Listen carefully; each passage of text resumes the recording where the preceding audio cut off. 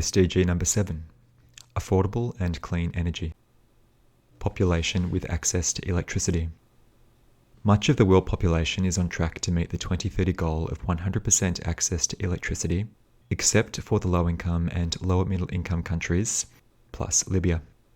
90.5% of the world population has access to electricity, with an upward trend, though still leaving 759 million people without electricity. We can leverage so much economic growth off electricity, including access to remote healthcare and education via broader internet connectivity, a key driver for the poorer countries to converge in living standards with more developed countries. The key issue is rural electrification, managing to ensure remote communities have access to electricity.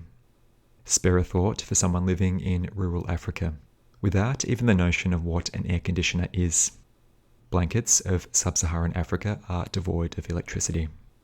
It takes little imagination to envisage the relative deprivation it must be to live without it. Africa holds the capacity to transform from the dark continent, in terms of access to electricity, to a giant of energy exporting. This is a feasibility, in contrast to foreordained, and would rely on myriad factors to actualise, such as investments in long-term transmission lines, grids to connect the continent to supply other regions, and massive engineering projects, such as harnessing the hydropower of Congo's Inga Falls, a project with potential as the world's biggest power station. We need to be able to raise the funds to pay for the electrification of those developing countries off track to meet this indicator. So, in summary, for OECD country readers, affirm your annual commitment to give 0.7% of your gross income as aid, aiming for all to have access to electricity.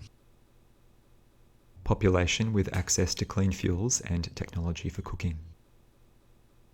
The other side of the coin for SDG 7 is the cleanliness of the cooking methods used.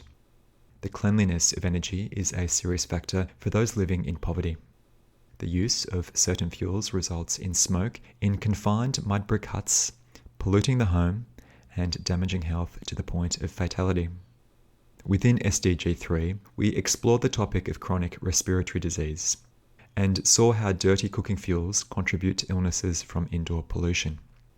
Such dirty sources include stoves burning charcoal, coal, crop cuttings, animal manure, kerosene, and wood. We're aiming for 100% of a population with access to clean fuels and technology for cooking, from 70% of the world population with such access as of 2020. Clean cooking fuels and technology include electricity, liquefied petroleum gas, natural gas, biogas, solar, and alcohol fuels like methanol and ethanol. We're trying to dissuade people from burning fossil fuels like LPG and natural gas, so electricity generated by renewable energy is our primary aim. High-income country readers know by now what the solution is, vis-à-vis the LDCs, to afford access to clean fuels. But for all residents living in countries off track, where available and affordable, cook with one of the above-mentioned clean fuels. In summary, for OECD country readers, affirm your annual commitment to give 0.7% of your gross income as aid, aiming for all to have access to clean fuels and technology for cooking by 2030. For developing country readers, use clean cooking fuels where available and affordable. CO2 emissions from fuel combustion per total electricity output. This indicator measures the intensity of carbon emissions in the production of electricity. To quantify this, we use the amount of carbon dioxide released by burning the fuel, which results in electricity, divided by the amount of electricity output at the national level, for which the SDG index deals. This measure is in megatons of carbon dioxide, that is 1 million tons. To measure electricity output, it's terawatt hours. Watts is a measurement for units of energy. If you know where your electricity meter is on your property, you can look at the dial measuring the electricity you're using moment to moment. The meter measures in kilowatt hours, which is also the unit of energy displayed on your electricity bill. A kilowatt hour is the use of 1,000 watts in an hour, whereas a terawatt hour is a trillion watts an hour. So a terawatt hour is the best scale of measurement for describing the annual output of electricity for a whole country for a year. The aim by 2030 is to bring the emissions of carbon dioxide, that is, a carbon atom bonded with two oxygen atoms, released from the burning of fuel for electricity to zero. For every terawatt hour a country uses for electricity, this power will result in no carbon dioxide being emitted. Power plants emit CO2 when they burn fossil fuels to generate electricity, but there are other ways to generate electricity beside burning fossil fuels. For example, renewable energy. Therefore, electrification is one of the most important pillars of decarbonisation. We can electrify as many power sources as possible, so long as the primary source of this energy is decarbonised. So many countries are lagging, yet the solution is to decarbonise, ensuring the electricity you use is generated from renewable sources. Let's bring the scale used to measure this indicator down to the level of you, the individual. Here, we'll measure in kilowatt hours and tons of carbon dioxide, rather than terawatt hours and megatons. If the electricity you get from your electric utility is from a power plant burning fossil fuels, then it's emitting carbon dioxide. Remember, we're trying to decarbonize whatever number of kilowatt hours you're using in your home or business. So long as the electricity and heating sources we use emit carbon dioxide, the surface temperature of Earth will warm, endangering our existence. One way or another, you have 9 years to figure out a solution appropriate to your circumstances, whether solar, photovoltaic, geothermal, hydropower, or wind. In summary, use 100% electricity generated from either renewable or carbon neutral sources, aiming to end CO2 emissions from electricity output by 2030. Share of renewable energy in total primary energy supply. If, as a reader, you live in a developed country with the option available of 100% renewable energy supply to your home or small business, get it.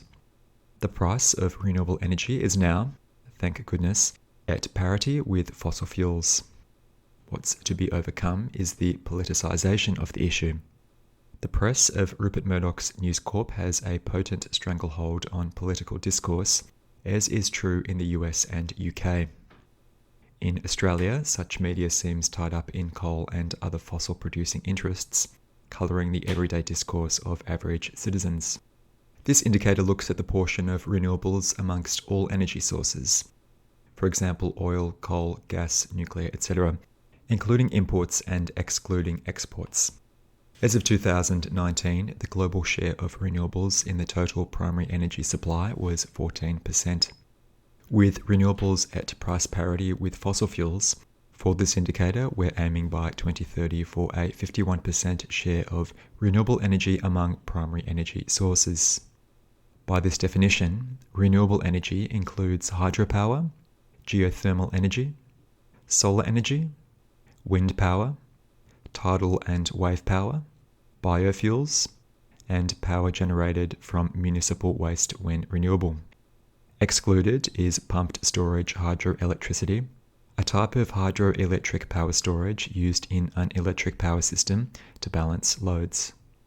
We need all these primary energy sources to generate our electricity, heat our spaces and water for air conditioning, transportation, as well as standalone off-the-grid power systems. The present reality is solar and wind power is cheap.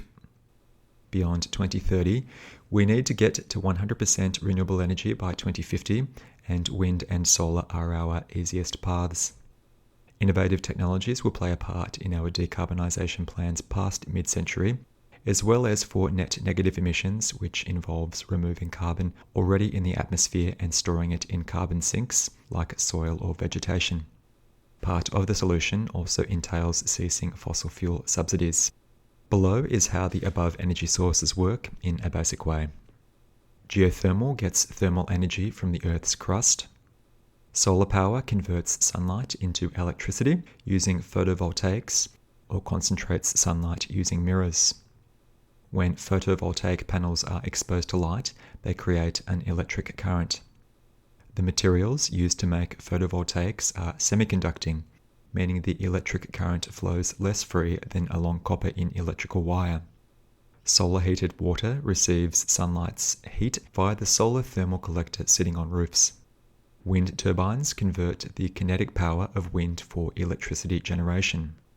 Hydroelectricity converts the force of moving water into electricity. And biofuels create electricity or heat by burning as a fuel, the same as fossil fuels, except without the greenhouse effect. You may supply some renewable energy if you have solar panels, which feed into the grid. But to tailor this indicator to your personal scale, we'll focus on the demand created by you from a utility for renewable energy. But if you're able to supply your own renewable energy, all the better. If you live in a country off track for this indicator, then ensure by 2030 you've figured out a way to generate 51% of your energy needs using renewable energy. In summary, ensure your energy supply is 51% or more from renewable sources by 2030.